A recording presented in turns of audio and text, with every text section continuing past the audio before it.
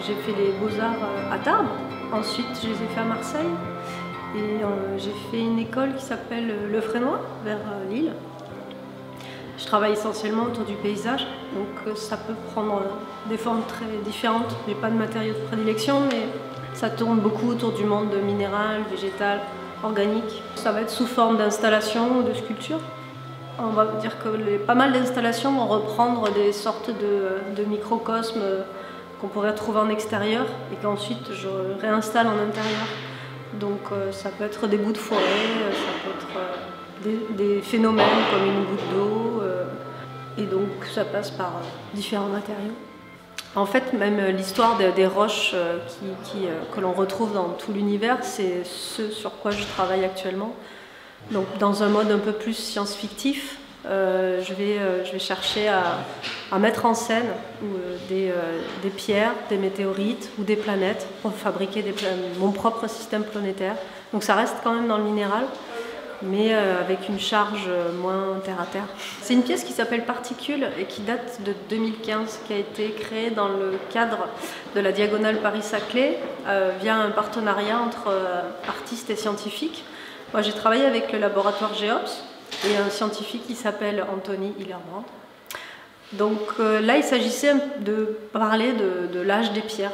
Et j'ai repris un protocole qu'ils utilisent pour dater les roches. Il s'agit de faire une entaille sur chaque roche pour en faire un prélèvement, qui est ensuite pilé pour obtenir un sable, et ensuite ce sable est passé dans une machine qui va permettre de donner l'âge et la composition de la roche. Et elles sont accrochées au mur selon leur âge sur la ligne horizontale et leur profondeur de formation en verticale. Dans les sabliers qui sont présents là, on va retrouver le sable de chaque pierre qu'il y a derrière, et la quantité de sable va être proportionnelle à l'âge de la pierre. Et donc en fait, par une rotation du système, on va pouvoir voir s'écouler toutes les différents sabliers et ainsi pouvoir voir en tout cas une représentation de différents temps géologiques. Là en fait on a des roches qui datent pour la plus ancienne de 600 millions d'années, même s'il y a des petits gneiss à l'intérieur qui datent de 2 milliards d'années. Et ensuite pour la plus jeune ça va être juste quelques centaines. En fait, on a une image des roches plutôt immobile et immuable, mais en fait, au niveau géologique, c'est en permanence en mouvement. Il n'y a qu'à voir, je sais pas, la tectonique des plaques, qui est d'ailleurs à Grenoble, qui est un peu plus évidente, puisqu'on se retrouve avec des roches à la verticale. On peut voir aussi l'érosion, mais aussi via les roches métamorphiques, on va pouvoir voir des transformations qui se font sur la roche elle-même.